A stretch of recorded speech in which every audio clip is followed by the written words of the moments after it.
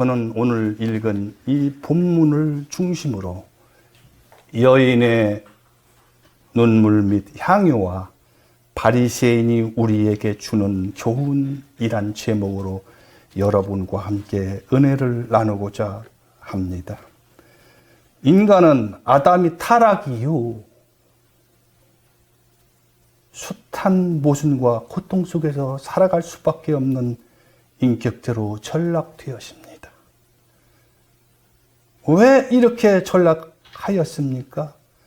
이는 바로 아담이 타락 죄로 인하여 하나님 생명과의 단절이 나온 필연적인 결과입니다. 그 고통스러운 인간 역사의 과정 속에서 인간은 고통의 표현으로 나름대로 살아가면서 눈물을 흘립니다. 이 눈물의 종류는 아주 다양합니다. 가족이 죽음으로 인한 눈물이 있고, 병이 들어 아파서 흘리는 눈물, 실직이나 사업 실패로 인하여 절망하여 흘리는 눈물이 있고,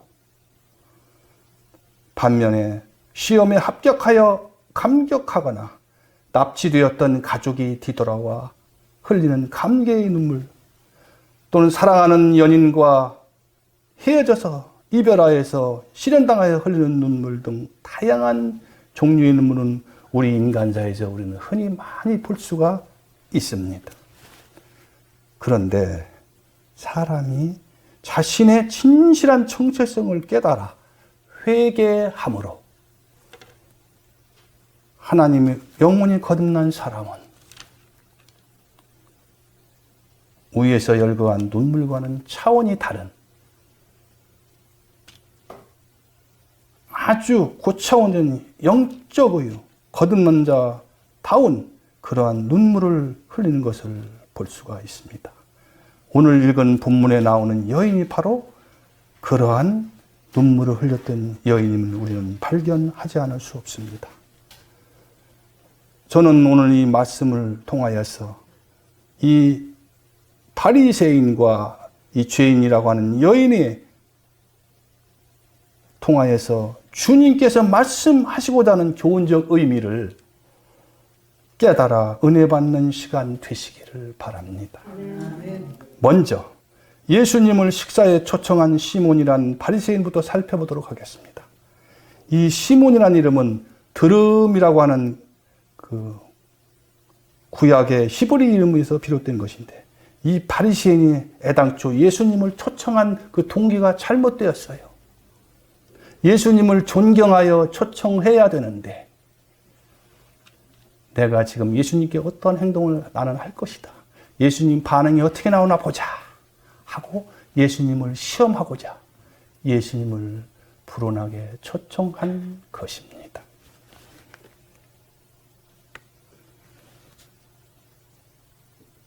우리는 이런 그 바리새인이 불온한 태도로부터 우리는 많은 것을 알 수가 있고, 또한 미처 짐작할 수 있습니다. 44절을 보면은 예수님께서 바리새인과 여인이 예수님을 대하는 태도를 비교하면서 시몬을 책망하시는 것을 볼 수가 있습니다. 거기 보면은 예수님이 그 도둑가를 걷다 보면 그 당시에는 이스라엘 나라는 사막이 많은 지대이기 때문에 걷다 보면 발에 먼지가 많이 묻습니다. 그러면 발이 더럽죠. 발이 더러우면 반드시 발을 닦아야 됩니다.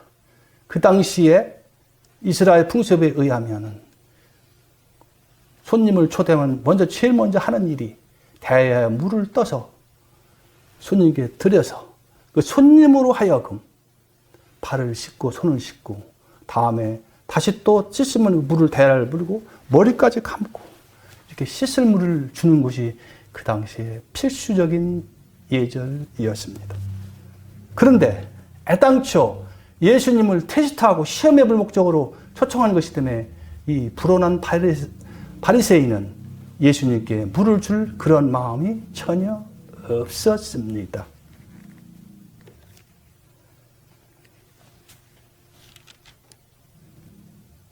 또한 45절을 보면 입 맞추지 않은 잘못과 또 46절에 머리에 감람노도 붙지 않는 잘못을 저지른 결례를 우리는 볼 수가 있습니다. 아니 태아의 손과 팔을 씻을 물도 주지 않았는데 무슨 감람류가 필요가 있겠습니까? 감람류는 우선 손발을 깨끗이 닦고 머리를 감아야지만 그 머리 속에 감람류를 부을 수 있지 않겠어요? 그 감람류라는 것은 오늘날 우리가 흔히 대하는 식용유 못지않은 아주 흔해 빠지고 대중적인 기름이었습니다. 그런 기름조차도 제공하지 않은 결례를 우리는 본문 읽으면서 발견할 수가 있습니다. 이 바리새인은 신분이 유대 종교 선생입니다. 그런 유대 종교 선생 신분으로서 이런 예의 범절을 몰랐겠습니까? 아니죠. 알면서 고의로 예수님이 어떻게 나오나 지켜보고 있었습니다. 그런데 이 본문 말씀 보면 구체적으로 기록되지 않았지만 예수님께서는 이런 가증스러운 바리새인의 초청에 응했습니다. 왜일까요?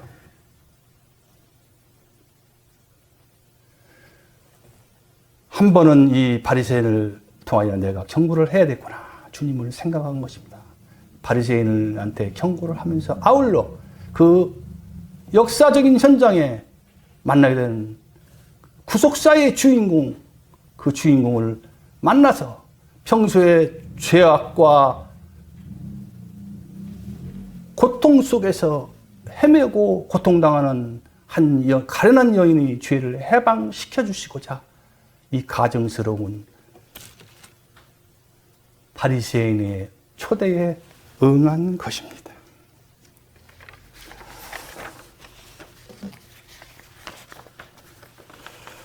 이 37절을 한번 보겠습니다. 37절을 보면은 그 동네에 죄를 지은 한 여자가 있어 예수께서 바리새인이 집에 앉아 계심을 알고 향유 담은 옥합을 가지고 와서 하였습니다. 기록되어 있습니다. 여기 보니까 죄를 지은 한 여자가 있어 했습니다. 이 죄인은 헬라어식으로 표현하면 하마로톨로스라고 하는데 이 하마로톨로스라는 이 헬라어의 의미 속에서 이 헬라어를 여자에게 적용할 때는 그 당시에는 창녀라는 의미가 내포되어 있는 것입니다. 그 당시에는 전쟁도 많이 있었고 그렇기 때문에 과부가 많이 살고 있었어요. 과부뿐이겠습니까? 혼자 남자 없이 혼자 사는 홀로 된 여인들이 많이 살던 시대였습니다. 그때 당시에 경제 활동을 한다면 여자가 벌어먹고 살 수 있는 경제적인 뾰족한 수단이 없던 그런 시대였죠. 그런데 이 여자가 생계를 책임지고 사랑하는 아들, 딸, 자녀를 먹여 살리려면 돈을 벌어야 하는데 돈을 벌 수단이 없어요. 그 당시에는 너무나도 빈궁하고 어려운 시대였죠. 그래서 오늘 여러분도 잘 아시다시피 그때 예수님 시대는 여자들이 몸을 팔아서 생계를 유지할 수밖에 없는 절박한 시대였습니다. 여기서 죄인이 여자라는데 왜 죄인이 여자만 죄인이어야 됩니까? 그 여자로부터 성을 산 남자들은 다 어디 가십니까? 그러면 몸을 판 여자만 죄인이고 그 여자와 관계를 한 그 남자들은 죄인이 아닙니까? 여기에서 우리는 심각한 인류 문화의 남성 중심주의, 남자가 하면 죄가 아니고 여자가 되면 죄인이라고 하는 그 이분법적인 사상이 여기서 우리는 읽지 않을 수가 없습니다.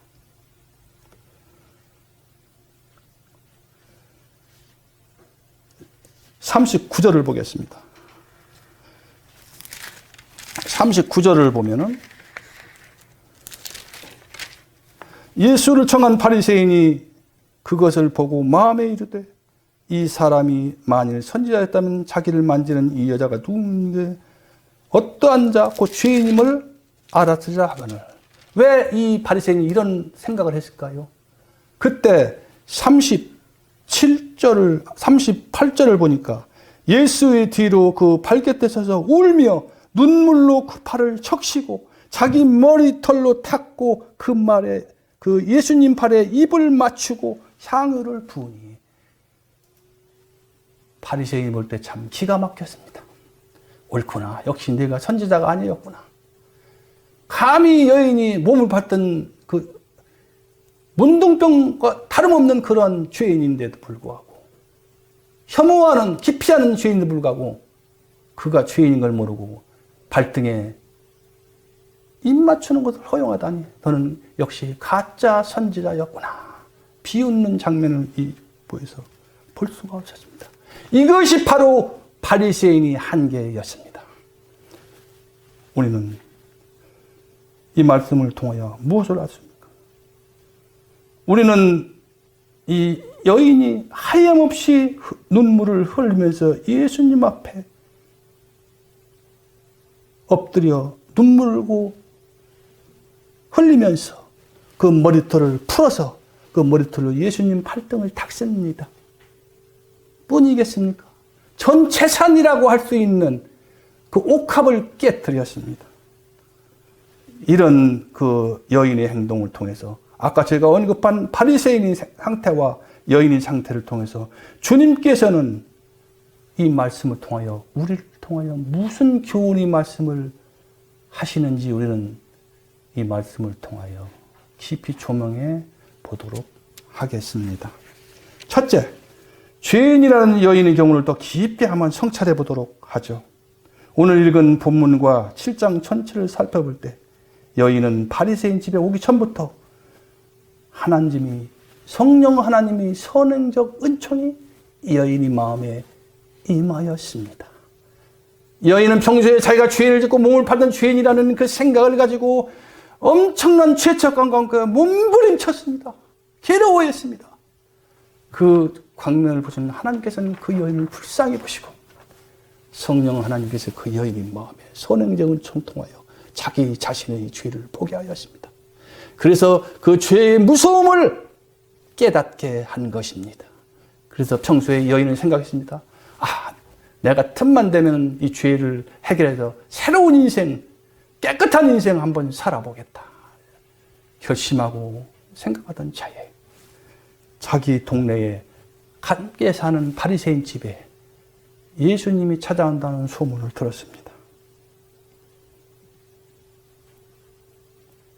그때 이 여자는 생각하였습니다. 바로 그렇구나.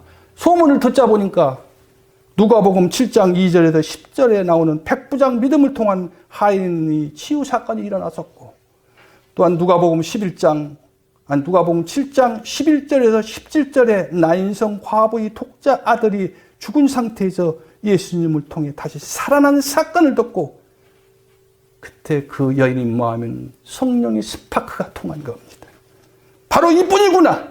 이분이말로 하나님의 아들이요, 나의 죄를 해결하여 줄 메시아임에 틀림없다. 굳게 믿고 받아들인 것입니다. 엄밀히 말하면 이 죄 많은 여인이 예수님 앞에 나오기 전부터 이미 그는 메시아인 예수님을 믿은 상태였습니다. 그때 많은 갈등을 했겠죠. 내가 거기 가면 머리채를 잡히고 어떤 풍전을 당할지 몰라. 어쩌면 내가 맞아 죽을지도 몰라. 그런 생각을 했었잖아. 저는 남다르고 상상을 해봅니다. 그렇게 나름대로 망설임에도 불구하고 무엇이 이 여인으로 하여금 용기를 품고 예수님을 찾아오게 만들었을까요? 우리는 이 말씀을 묵상하면서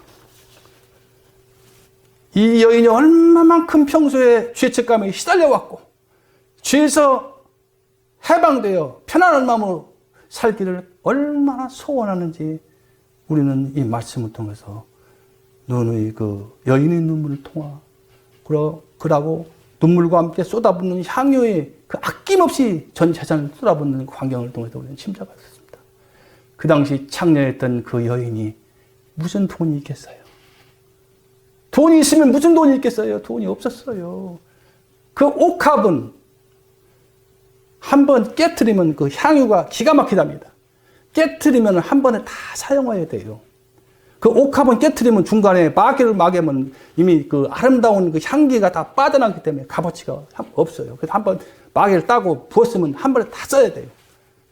그런 전 재산이라 할 수 있는 옥합을 깨트려 입을 맞추면서 예수님 발등에 쏟아 부은 겁니다.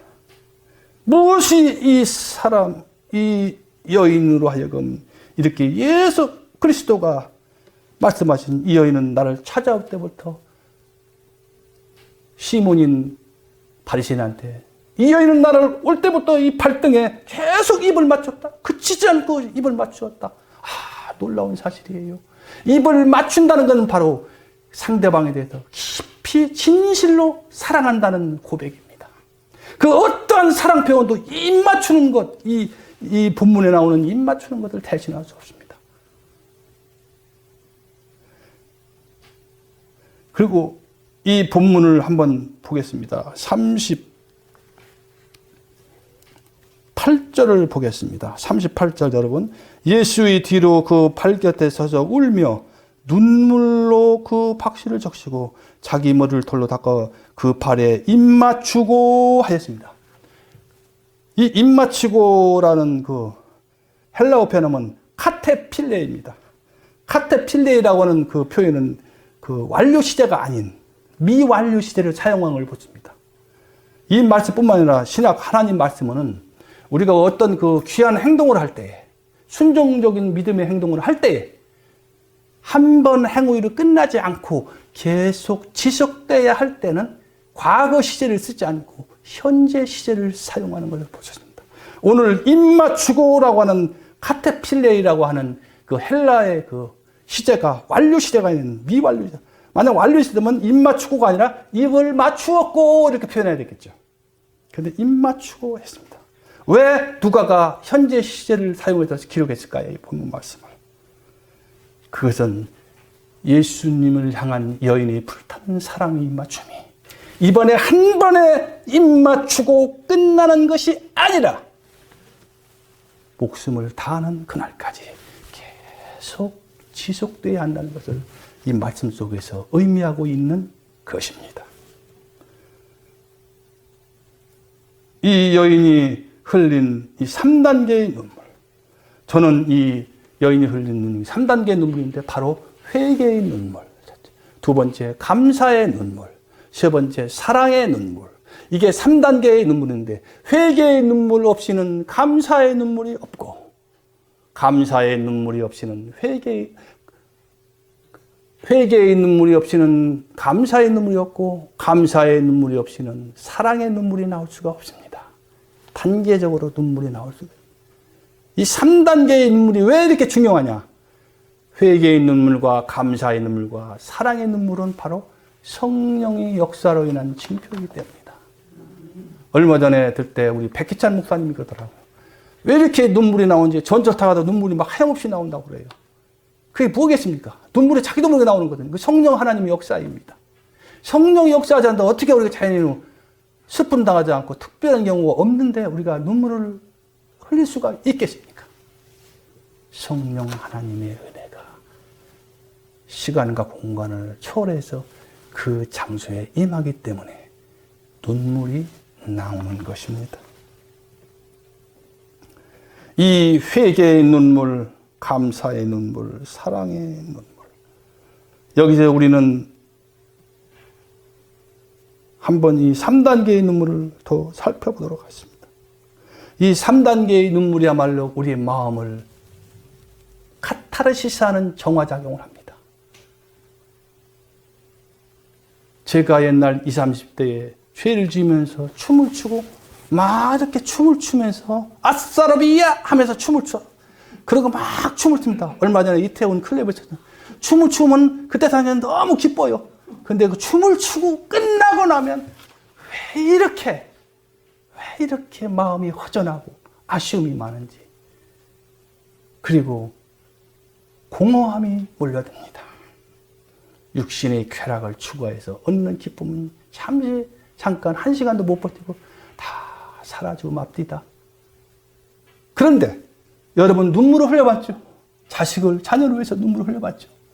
남편을 위해서 눈물을 흘려봤죠? 눈물을 흘리면 어떻습니까? 눈물을 흘려나고 보면 마음이 후련한 것을 느꼈죠. 그것은 무엇을 말하는지 아십니까?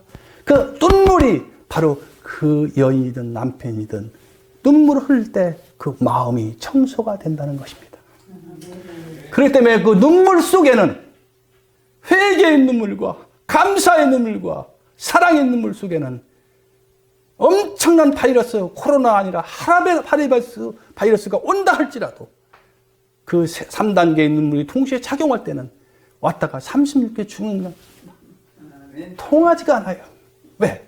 그 3단계의 눈물이 흘 때는 성령 하나님이 같이 임마누엘 하나님이 되어서 역사하시는데 어떻게 코로나 바이러스보다 더 무서운 바이러스가 그 사람을 침투할 수 있단 말입니까?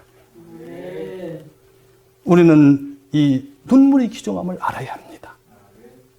왜냐하면 눈물이 없이는 성장이 없어요. 아파서 흐르는 눈물을 줘요. 눈물 속에서 더욱 주님을 의지하고 눈물 속에서 더욱 주님을 사랑하게 됩니다. 우리 옆에 계신 우리 김필자 목사님과 저 대화하다 보면 겉으로는 울지 않지만 감히 눈물을 흘리는 것을 저는 많이 느꼈습니다. 겉으로는 눈물 안 흘려요. 그래서 제가 감동을 받은 적이 한두 번이 아니었습니다. 저와 대화하다 보면 벌써 겉으로는 눈물이 안 흐르는데 벌써 눈빛에 눈물을 흘리고 있어요. 아, 이분이 지난날에 많은 고생을 하였구나. 제가 그래서 우리 김자 목사님 그런 마음에 저는 존경을 하고 있습니다. 고난이 없는 자는 눈물의 맛을 모릅니다.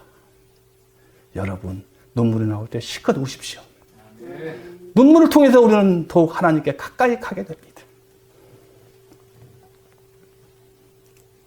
그리고 이 눈물을 좀 더 심층적으로 분석하다 보면 이 회개의 눈물과 감사의 눈물은 개인적 차원의 눈물이라고 한다 한다면, 개인적 차원에서 발전하는 신앙으로 인해서 눈물이라면, 사랑의 눈물은 자기를 떠나 이타적인 다른 사람과의 관계에서 더욱 발전되고 확장된 눈물의 개념이 사랑의 눈물입니다. 여기서 잠깐 우리는 예수님이 흘리신 사랑의 눈물을 한번 예를 들어보겠습니다.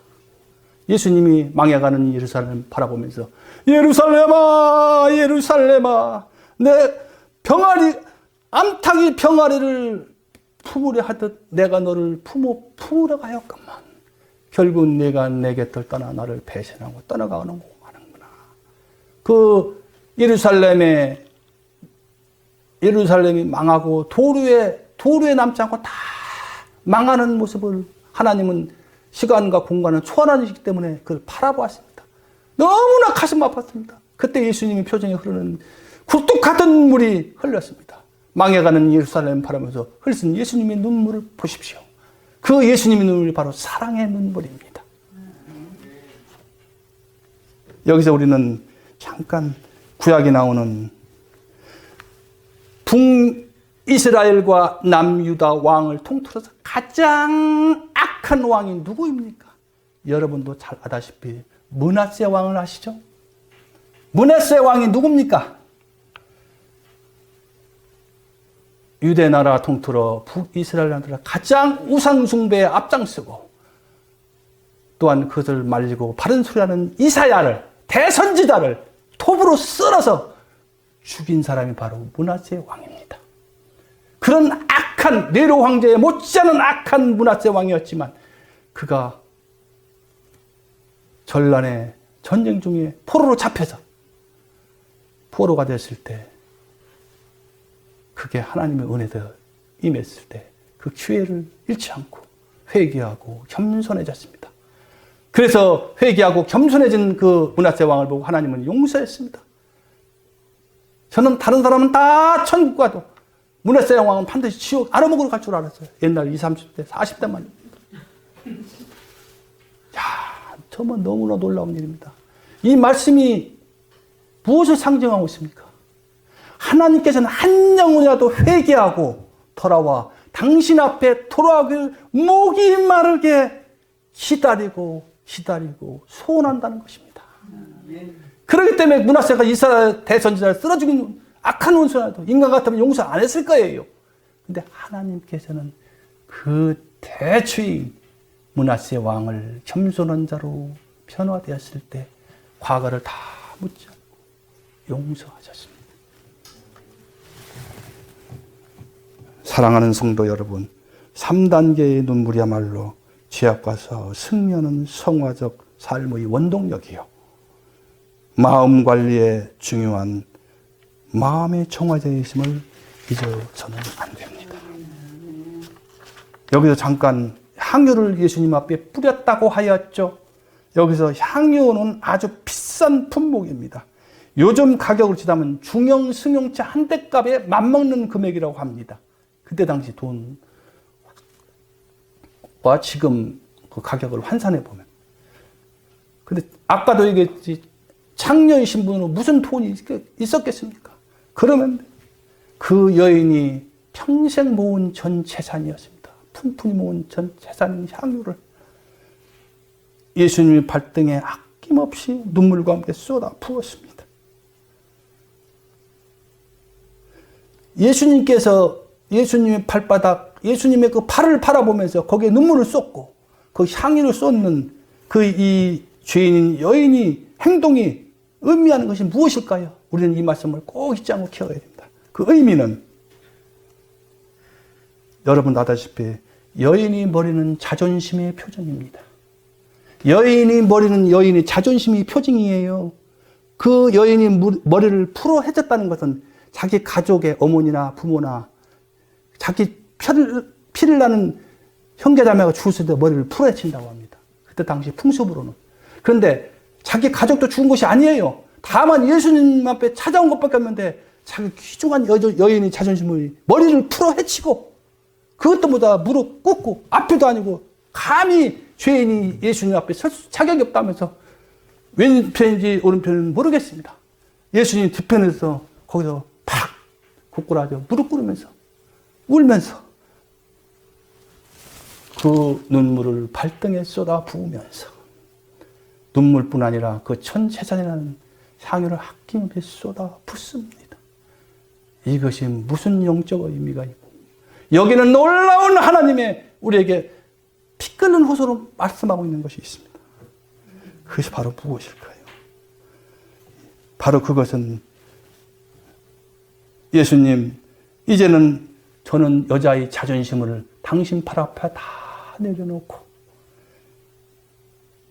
이제 오직 당신 예수님만 믿고 사랑하며 당신께서 이 발로 가시는 곳 어디든 따라가 살겠다는 신앙 고백이요 사랑의 고백이라는 것입니다. 얼마나 위대한 신앙 고백이요 사랑의 고백입니다. 창녀였던 여자가 회개하고 하나님이 선행적 은총의 사랑을 받자 남자보다 여자는 분위기에 강합니다. 눈빛만 봐도 그 남자가 나를 좋아하는지 싫어하는지 대번 알아요. 그렇기 때문에 이 여자가 예수님이 눈빛을 바라보고 감히 봤는지 안 봤는지 분명히 나오지 않지만 분위기상으로 아 예수님이 나의 죄를 묻지 않으시구나. 그래서 감격하였습니다. 모든 남자들은 나를 보듯 문둥병 환자 취급하고 도망가고 싫어하고 멸시천대했지만 예수님은 보자 묻지도 따지도 않고 자기가 그렇게 눈물을 흘리고 머리카락으로 당신의 발등을 닦았지만 가만히 지켜보고 계셨습니다.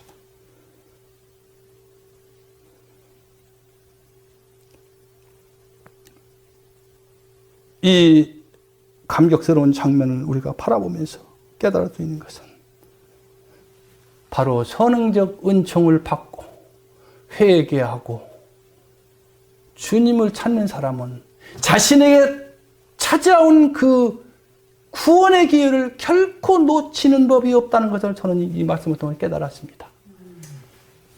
이 여인이 그때 바리새인이 예수님 와 있다는 소문을 듣고 그냥 예사를 듣고 가지 않았다면 이 여인이 어떻게 됐을까요? 죄사함 받았을까요? 받지 못했습니다. 예수님은 자기 정체성을 깨닫고 찾아온 사람은 결코 물리치는 법이 없습니다.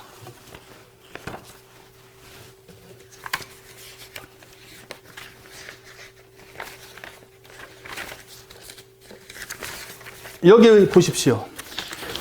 여기 보면 이게 뭐냐면 혈우병에 걸린, 즉 누가복음 8장 43절에서 48절에 보면 12년 된 혈우병 앓는 여인이 나타나고 있습니다. 제가 집에 칼라 프린트가 아니라서 죄송합니다만 흑백을 한번 촬영 뽑아왔어요. 여기 예수님 있고 예수님 뒤에 여자가 은근히 예수님 오십자락을 만지고 있습니다.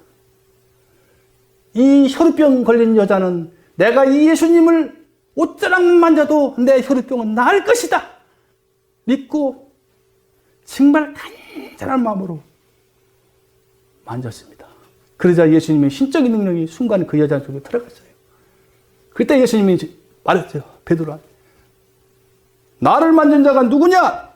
그때 여자가 이실직고하면서 사실 말하자 예수님 뭐라고 했어요? 오늘 본문 읽으면 49도 말씀처럼 50절에 했죠.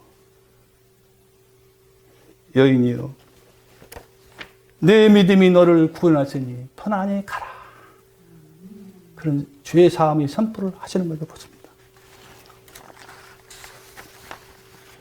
뿐만 아닙니다. 예수님 여기 한 번 더 보십시오. 여기 보면은 예수님이 이것은 마태복음 9장 27절에서 35절에 나오는 것인데 예수님께서 그 눈먼 맹인을 치료하는 장면이 나옵니다. 하나님이신 예수님께서 이렇게 맹인, 혈우병, 지금 말하면 별 볼 일 없는 그런 버림받은 자들 외면하지 아니하시고 찾아와 고치시는 그 사랑 많은 예수님. 디아코니아를 몸소 실천하시는 예수님의 모범적인 모습을 우리는 알 수가 있습니다. 그리고 뿐만 아니라 이렇게 항상 예수님 곁에는 불우하고 죄인, 구박받는 여인들이 항상 예수님 곁에 이렇게 떠나지 않았습니다. 항상 예수님 곁에 자기에게 찾아오는 여인들을 항상 마다하는 이 없습니다. 항상 불쌍히 여기며 그 여인의 마음을 함께하고 그 여인의 아픔을 함께 나누는 예수님의 모습을 볼 수가 있습니다.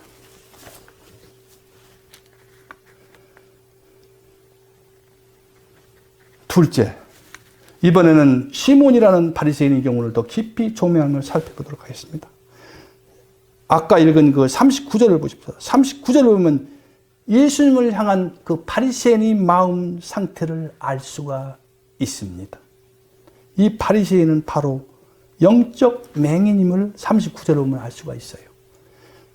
그 바리새인 뿐입니까? 그 당시 그 초대받았던 옆에 있는 많은 군중들도 그랬죠. 49절에 보면 이 사람이 누군데 죄를 사하느냐 그런 말이 기록되어 있죠. 그들도 자기 옆에 있는 것이 하나님의 아들인 메시아임을 알아보지 못한 것입니다.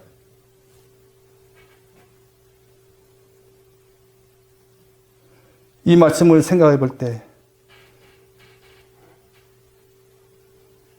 바리새인이 향하여 예수님이 물으셨죠.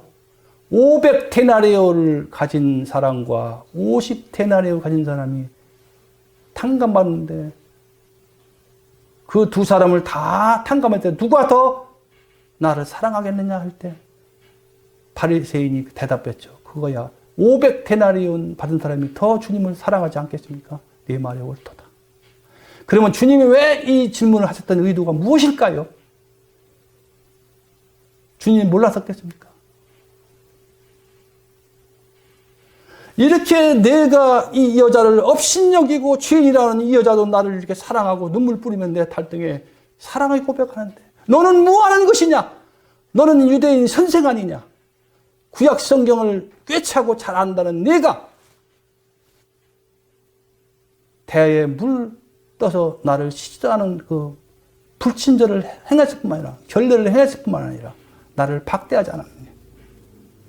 하시면서 교만한 바리새인 마음, 즉 바리새인이 그 생각을 했어요.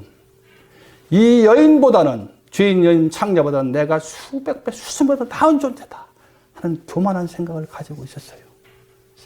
사실 하나님 보기에는 그 가증스러운 냄새나서 견딜 수 없는 썩어 문드러진 그 마음을 가진, 더러운 심청 같은 마음을 가지는 바리새인인데 그건 자기 자신을, 영적 현주소를 바라보지 못하는 겁니다. 그때 당시 그랬어요. 그 주의 군중들은 바로 바리새인이 양이고 죄인 여자가 염소라고 생각을 했습니다. 왜 그렇게 생각했을까요? 지금도 마찬가지지만 힘있고 권력있고 돈 많은 사람이 법입니다. 사람들은 항상 예나 지금이나 힘있고 돈 많고 빽있고 강한 능력 있는 자에게 시선이 가고 초점이 가요. 거기에 시선이 모읍니다. 그리고 이 여인과 같이 별볼 일 없고 낳은 저 영등포 뒷골목 해오는 쪽박종 사람, 울면서 하루에 밥 한 끼 견디는 배고픈 노숙자들, 연약한 나그네들 얼마나 많은지 모릅니다. 그런 사람을 여러분들 얼마나 생각을 했습니까? 마음으로 우리는 그들을 위해서 눈물 뿌리며 기도를 해야 됩니다. 하루에 밥 한 끼로 버티는 사람이 얼마나 이 땅에 많은지 몰라요.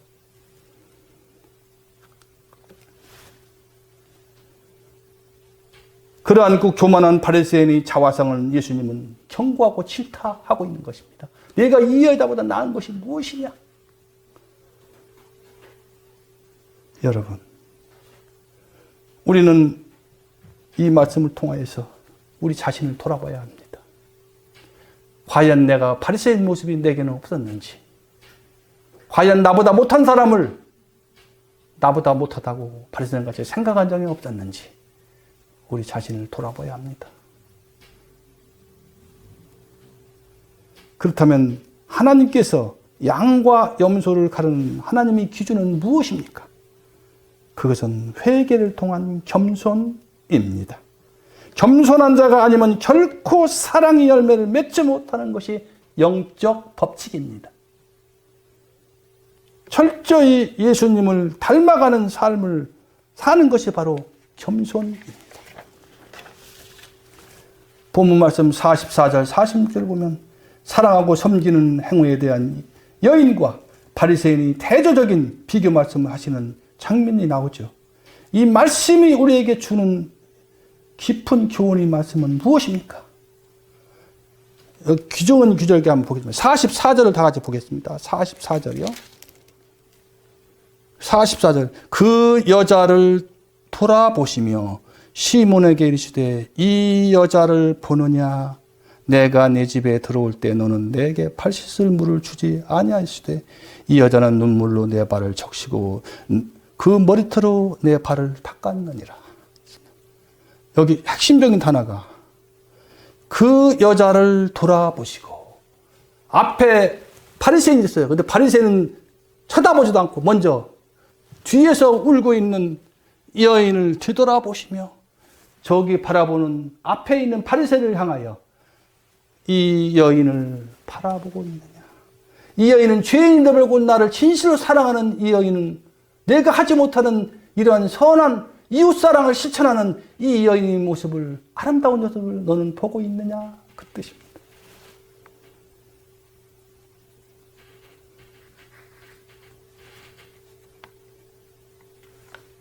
여기서 우리는 바리새인보다 여인, 예수님께서 여인을 먼저 뒤돌아보시고 주목했다는 사실이 중요합니다. 이 말씀이 의미하는 것은 무엇입니까?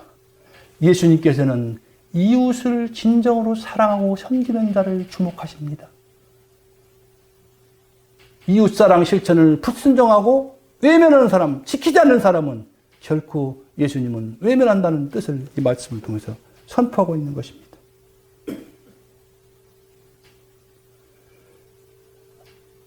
(48절에) 보면 그 죄사함이라는 말씀이에요. 48절에 여자에게 이르시되 내 죄사함 받았느니라 하시니 예수님이 선포하셨어요. 이 선언이야말로 여자가 평소에 그렇게도 오매불망 꿈꾸었던 바라던 간절한 소망의 선포가 하나님의 아들 예수 그리스도를 통하여 선포되는 역사적이고 기쁜 축복된 순간입니다. 이 자기의 평소에 소원이 이루어지는 이 역사적인 순간에 그 여인이 얼마나 감격이 크겠습니까? 그때 여인은 그동안 수십 년 동안 박대받으며 핍박받으며 쌓은 마음의 상처, 독버섯들이 내 죄에 사았느니라 그 예수님 선포독에 분노까지 사라지며 깨끗하게 치유되는 것을 경험하였습니다. 그래서 50절을 보십시오. 이제 편안히 가라. 너를 죄인이라고 칭할 자 없으니 편안히 가라고 했습니다. 엄청난 하나님의 선포입니다. 왜 편안히 가라고 했을까요? 인자인 예수께서 죄를 사하는 권세가 있다는 건 여러분도 아시죠? 믿고 있죠? 예수님은 하나님이십니다. 이 삼라만상 모든 무릎을 예수님께 꿇게 하시는 것이 아버지 하나님의 뜻입니다.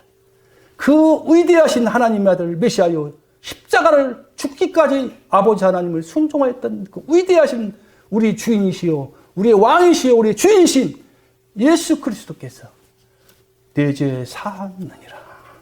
이 얼마나 위대한 순간이고 얼마나 가슴 벅찬 이 여인이 울면서 그렇게 죄악 속에서 죄책 속에서 울면서 괴로워했던 순간이 다 회복됐습니다. 예수님이 그 한마디에 그동안 쌓였던 모든 톱버섯들이 마음의 쓴뿌리들이 다 사라진 것입니다. 이 헬라 원어인 피시티스 속에는 우리가 중요한 말이 있습니다. 이 헬라 원어인 피시티스 속에는 이 믿음을 헬라 원어를 피시트라고 하는데 이 피시트 속에는 믿음과 순종이 포함되어 있습니다. 여기를 보십시오. 이게 무엇입니까? 동전이죠. 이 동전의 이 앞에 보면은 왕이 나와 있죠. 이 왕이 만약에 믿음이라고 한다면 바로 이 동전 뒤에는 행함, 실천이 포함됩니다. 그러면 이 앞에 있는 믿음이 이렇게 가면은 행함이 따라가요, 안 따라가요? 따라가요. 이게 무엇을 의미입니까? 이 믿음과 행함은 바로 하나라는 것이에요. 이 헬라의 원어는 피시티스라고 하는 믿음의 헬라의 원어에는 행함과 믿음이 하나라는 겁니다. 그런데 이상하게 한국은 헬라의 이분법 사상, 잘못된 신학사상 때문에 믿음 따로 행함 따로 이것 때문에 얼마나 많은 사람이 지금 지옥을 향하여 가고 있는지 우리는 즉시하지 않을 수가 없습니다. 칭의도 마찬가지입니다. 칭의와 성화는 동전의 앞뒤입니다. 칭의하면 그 칭의 속에는 성화도 포함됩니다. 이 앞에 칭의하면 바로 뒤에 성화가 있습니다. 칭의와 성화는 하나입니다. 마찬가지로 믿음과 실천, 순종은 바로 하나입니다. 우리는 이 말씀을 한시라도 이기는. 그렇기 때문에 우리 백기찬 목사님이 말씀 주제가 바로 순종 아닙니까?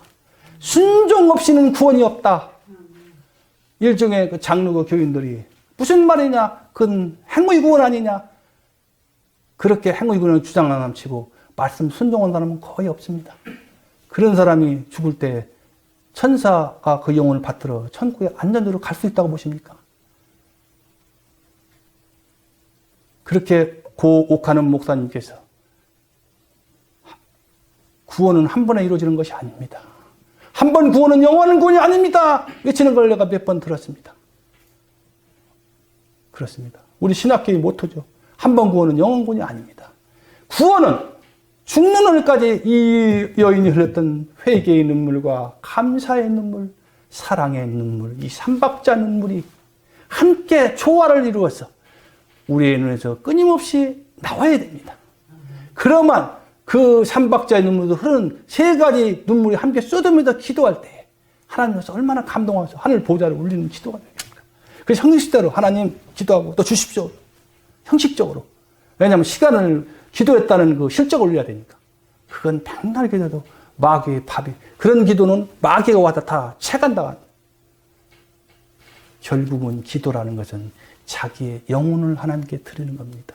기도는 자기의 마음과 자기의 영혼력을 온전히 하나님께 드리는 것이 기도입니다. 주님, 내 영혼을 주님께 드리나이다. 받아주시옵소서. 나의 마음을 받아주시옵소서. 주님 말씀 없어서 이 종이 듣겠나이다. 주님이 말씀하시면 내가 어느 곳에도 주님 말씀하는 그 십자가의 곳, 어느 험한 현재라도 달려가면서 주님의 그 뜻을 순종하겠나이다. 주님 말씀하시옵소서. 그게 바로 기도입니다. 물론 달라는 기도, 중보기도 할 수 있어요. 그러나 참다운 기도는 자기 중심에서 떠나서 하나님 입장에서 말씀에 입각해서 하는 기도가 참다운 기도입니다. 셋째, 마지막으로 결론을 내립니다. 시간이 갔지만 잠깐 제가 4호 동안 제 부끄러운 개인적인 신앙을 고백을 하고 셋째 결론을 들으면서 말씀의 대단을 내리려고 합니다. 저는 우리 할아버지가 부인을 여러 명 뒀고 아버지가 작은 부인을 둬서 가정에 많은 환란이 있었습니다. 물론 제 잘못은 음란한 죄를 정당화하는 것입니다. 어느 날이었습니다. 제가 홀랑 빨개를 벗고 여학생들 앞에 젊은이 앞에 나면 어떤 반응을 보일까 그런 순간 부른 생각입니다. 그때 물리치고 바로 하지 말아야 되는데 제가 이 고백을 하기까지는 굉장히 망설였습니다. 제가 이 신앙 부끄러운 고백을 하는 것은 제 부끄러운 칩으로 털어내면서 이같이 요즘 세간에 떠드는 N번방 얼마나 사건이 큽니까? 결코 너는 N번방 사건을 두드릴 생각입니다. 그런 천연한 공로는 없어져야 됩니다. 제가 주장하신 것. 그 N번방 사건의 주인공이 세 사람이죠? 세 사람보다 저는 더 큰 죄인임을 절감 여러분께 고백합니다. 그 N번방 사건의 죄인들은 하나님 없이 그런 천인공노할 미성년자 초등학교 5, 6학년, 중학교 여고생 1학년 홀랑 협박으로 벗겨서 촬영을 합니다. 경제법칙이 수요와 공급의 법칙이 있죠. 그 사람들이 왜 촬영했습니까? 못된 남성들이 그것을 찾기 때문에 수요를 하기 때문에 촬영한 것이 아니에요. 그 촬영을 해서 고가에 몇만 원, 몇 수십만 원 받고 팝니다. 거기는 MBC 기자들이 있었습니다. 거기는 고위공무원들이 있었습니다. 여러분, 이런 그 남자들의 속성 속에는 우리 여자분도 아시겠지만 소위 말해서 누구의 손도 거치지 않은 소위 말해서 영계를 목마르게 찾고 추구하는 남자의 속성이 있다는 것을 알아야 됩니다. 그렇다 보면 이번에 N번방 사건이 나은 것은 그런 이면이 숨어 있습니다. 남성이 타락된 이면이 있습니다. 그런데 그 N번방 사건은 법인들은 마귀의 종으로서 그런 죄를 졌지만 나는 성가대에서 베이스 봤어. 거룩하신 하나님. 그렇게 하면서 성가대 베이스 파트하고 주일학교 반사도 하고 나와서는 부신하다는 담배 피고 술 먹고 기집질하고 거기서 끝나는 거 홀랑 먹고 바바리면 하면서 여자가 얼마나 놀라서 그때 당시만 해도 성범죄 관대했어요. 한 번은 잡혔어요. 잡혀가지고 사흘 경찰서에서 9일을 살았습니다. 자, 지금은 웃지만 지금은 구속이에요. 또 한 번은 몇 달 후에 지내서 또 그 짓거리를 했어요. 여학교 앞에 가서. 재밌더라고요. 그래서 붙잡혔어요. 또. 재판에 넘겼어요. 이번엔 구류가 아니에요. 벌금 100만 원 나왔어요. 거기서 끝나야 되냐? 아니에요. 벌금 100만 원에 끝나지 않고 이번에는 또 그 짓거리를 했어요. 소위 말해서 그 의학적 용어로 성토착증 환자입니다. 성토착증. 소위 말해서 노출증인데 자기 이성에게 자기의 신체 일부를 드러내못 잡고 쾌감을 얻는 그런 중한 병이 제가 알았던 거죠. 그런 그 몹쓸병. 하나님이 그 모습을 보랄 때 얼마나 가슴 아파했겠습니까? 그게 이제 그 사건으로 해서 제가 점점 그것을 안 했어요. 그래서 이제 그것이 어떤 성범죄로냐면 여러분 흔히들 제일 흔해 빠진 음란 동영상 다운받는 거 있죠. 그 음란 동영상은 저는 서양 여자를 싫어하고 동양 여자를 좋아하는데 일본 여자를 좋아합니다. 일본 여자 따르면 사정을 못하고 다 다운받아요. 그리고 주여 잘못했습니다 회개하고 또 그 다 삭제합니다. 그럼 한 달, 두 달 가요. 슬그머니 마음이 와요. 그러면 동영상 다운받고 보는 것이 아니에요. 남자는 동영상 다운받으면 자연히 또 자의 행위를 해요. 나이를 떠나서 그 자원생에 더 그 쾌감을 극대화하고 영상 다운받은 그 가치에 실현하니까 그래서 다운받고 싶었습니다. 그러자 어느 날 그 차위는 자기 중심주의 발로요. 자기 개인적인 쾌락을 위해서 추구하는 것에 대한 큰 범죄이다라는 거예요. 그게 쩍 떠오른 거예요. 그래서 다운받던 걸 멈췄습니다. 그게 한 6개월, 7개월 갔어요. 결국은 마귀가 계속 공격하는 거예요. 받지 말아야 되는데, 요셉이 보디발 아내를 뿌리친 것 같이 과하게 뿌리쳐야 되는데, 다시 그 마귀의 유혹에 넘어가서 또 다운받았다. 제가 직장 근무하면서, 3교대 근무해서, 먼 사는 식사함을 바라보면서, 내 자신을 바라보면서 절망하지 않습니다. 제 자신이 너무 싫은 거예요. 이 절망하면서, 하나님 70번, 7번 용서하라고 하셨는데 그것을 내가 남용한 죄를 범한 거 아닙니까? 개가 토한 것을 다시 먹는 이 죄인을 불쌍히 여겨서 우니까 옆에 있는 장주인님 어디 몸이 아픕니까? 속도 모르고 번사 뭐. 제 자신은 그런 그 범죄를 지면서 계속 갈등하고 앉아는 또 범죄하고 솔직히 말해서 그것을 작년까지 했어요. 신학교 다니면서도. 그러다가 이러면 내가 죽겠다. 어떤 생각이냐면 번뜩 백희찬 목사님이 그런 말씀하신 강의잖아요. 여러분 죄악의 유혹이 올 때마다 지옥을 상상하십시오. 그 말이 떠오르는 거예요. 지옥을 상상하십니다. 여러분 지옥과 안정 들면요. 음란한 죄인이 바른 그 벌이 있고 남이 사기치고 한 범인이 혓바닥을 뚫어받고 그런 병이 있고 또 사람을 죽인 그 죄인이 바른 지옥도 다 지옥이 같은 지옥이 아니에요. 다 수천 수만 가지 그 형틀의 그 죄가 지은 본 그대로 영원토록 음란한 죄인 받은 그 상상하고 등구로 못 잡은 거예요. 그렇구나. 경환아, 너 이놈아, 너는 죽어도 깡통 차도 너 지옥 안 간다고 했다나? 다시는 오지 마. 지옥이 너를 기다리고 있는데 더 그런 죄를 주면 되지 않겠네.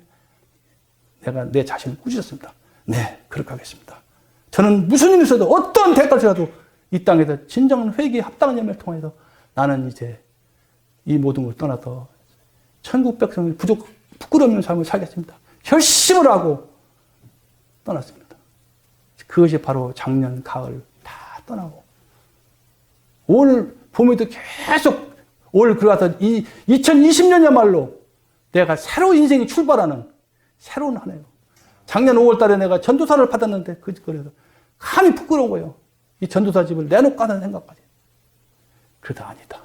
여기서 내가 주저앉을 수는 없다. 마귀가 나의 사랑하고 싶은 약한 자를 섬기고 사랑하고 나의 불타는 사랑을 못하려고 마귀가 방해하는지도 모른다. 내가 여기서 이겨야 되겠다. 다 끝났습니다. 그런데 행동은 않습니다. 금년 들어와서 싹 없어졌어요. 장장 20년, 30년 동안 그런 음란한 삶을 살았던 걸 다 정산하고 금년 1월 1일부터 계속 기도하면서 그런 그 생각이 올 때마다 그 즉시에서 곡굴하죠. 바로 주님 지금 생각으로 범죄를 하십니다. 주님 이 죄인을 용서하여 주옵소서. 지금도 마귀는 내가 의식이 사라질 때는 역사를 못해요. 워낙 내가 완강히 나가니까. 어머? 마귀가 그렇게 된 거 아니야. 장장이 웬일이냐? 내가 하라면 예 하고 내 말 들었잖아. 그런데 네가 어쩐 일로 계속 우유보다는 네가 내 말을 안 듣는 것이냐? 마귀가 이렇게 나한테는 아니야. 네 놈이 아무리 지랄해봐라. 역사해봐라. 나는 너한테 지지 않는다. 나는 너한테 질 수밖에 없지만 내 안에 계신 성령 하나님이 나로 하여금 너를 이길 수 있는 힘을 주신 것이다. 나는 이제 이 죄를 안 해. 끊었어. 사탄아 물러가라 한 거라고. 그러니까 옆에 있는 딸이 놀래도 아빠 무슨 일 있어? 지금 그래요. 끊임없이 내가 의식 때는 감히 사탄이 역사를 보다가 잠쪽에서 그렇게 음란한 옛날 그 정든 쌀을 놓았던 미스 홍이 나타나고 꿈속에서. 옛날 같이 춤을 추던 여인이 나타나는가 하면 마귀가 그 여자를 변신해서 나를 희롱하고 나를 넘어뜨리려고 지금 무진일을 쓰고 있어요. 그렇지만 나를 위해서 기도하는 여러분들이 있고 어제 임동순 목사님께서 우리 교단 모든 목사님 손에서 하나하나 놓고 눈물로 기도한다고 하잖아요. 거기서 저도 힘을 얻었습니다. 그렇습니다. 저는 이제 옛날의 장경환이가 아닙니다. 지나는 다 지나갔습니다. 제가 이게 부끄러운 과거를 고백하는 이유는 이렇게 N번방 사건보다 더 악한 죄인이, 이런 죄인이 마음 한구석에는 불쌍하고 어려운, 그 어려운, 정말 버림받고 별없는 그 사람에서 내 생명을 바치고 싶은 그러한 욕망이 함께 자란다는 겁니다. 저는 분명히 할 것입니다. 제 나름대로. 이제 목수 안수 받으면은 제 나름대로 할 수 있는 무엇인가 금식 기도하면서 찾을 것입니다. 찾아서 어느 날 주님이 심판됐을 때 너는 뭐다 왔냐 생각할 때 주님 긍정적인 대답을 할 수 있도록 저 자신을 채찍질 생각합니다. 시간이 맞지만 셋째 결론을 말씀드립니다. 본문에 나오는 죄인이 있던 여인과 바리새인을 통한 최종적인 교훈은 양과 염소의 구별입니다. 50절 예수님이 최종 선언인 믿음을 통한 구원 선언은 하나님의 은총입니다. 그런데 그 여인의 믿음이 원동력은 바로 제가 아까 서두에 말씀드린 회개와 감사와 사랑의 이 3단계의 눈물입니다. 이 3단계의 눈물이 나의 마음을 씻어주며 내 마음을 관리하는 있다는 것을 여러분은 잊어서는 안 됩니다. 회개와 감사의 눈물은 아까도 얘기했지만 개인적 존재의 변화에서 나오는 눈물이지만 사랑의 눈물은 공동체 의식에서 비롯된 사람들과의 관계 속에서 피어나는 신앙의 성장적이고 확장적인 더욱 성장적인 눈물이 개념입니다. 그래야 개인적인 회개와 눈물 없이는 결코 사랑의 눈물을 할 수 없습니다. 이 사랑의 눈물이 이 3단계의 눈물이야말로 성령의 역사를 인하는 것이기에 그렇게 우리는 귀한 겁니다. 여러분, 누가 양이고 염소입니까? 바로 양과 염소의 깊은 말씀이 이 말씀 속에 오늘 본문의 주제이기도 합니다. 바로 한마디로 해서 바리새인은 염소이고 죄 많은 여인은 바로 양입니다. 왜 죄 많은 여인이 양이 됐습니까? 그는 자기 자신이 정체성 죄인이라는 깨닫고 처절히 죄를 회개했습니다. 그리고 주님 앞에 전 재산을 쏟아붓고 3단계 눈물을 그 발 앞에 쏟아부었습니다. 그리고 예수님을 섬겼고 사랑했습니다. 아까 헬라의 표현처럼 이 예수님을 사랑하는 행동은 여러분도 여러분 목숨이 다하는 그날까지 멈추지 않으시기 바랍니다.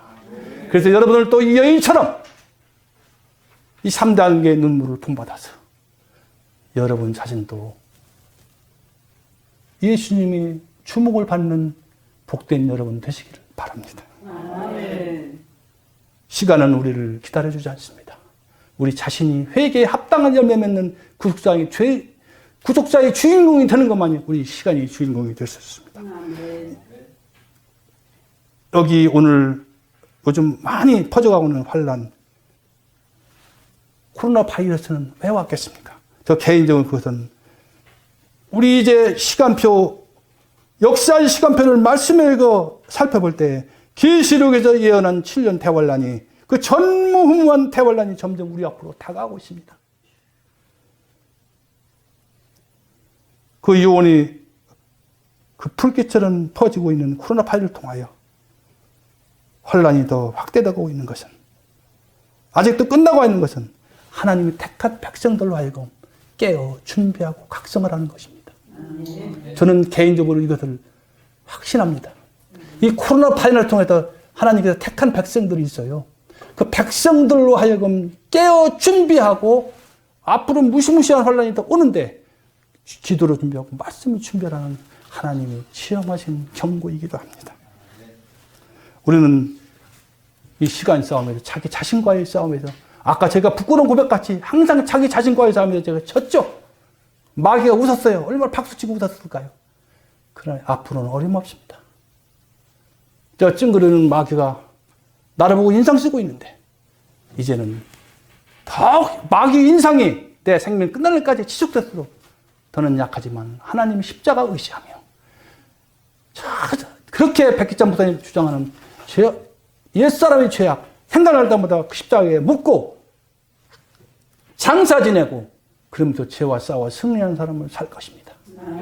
여러분도 이러한 그 개인과의 싸움에 승리하여 구속사의 주인공으로서 부끄러움없는 삶을 살아가시는 여러분 되시기를 예수님의 거룩하신 무 기원합니다. 기도하겠습니다.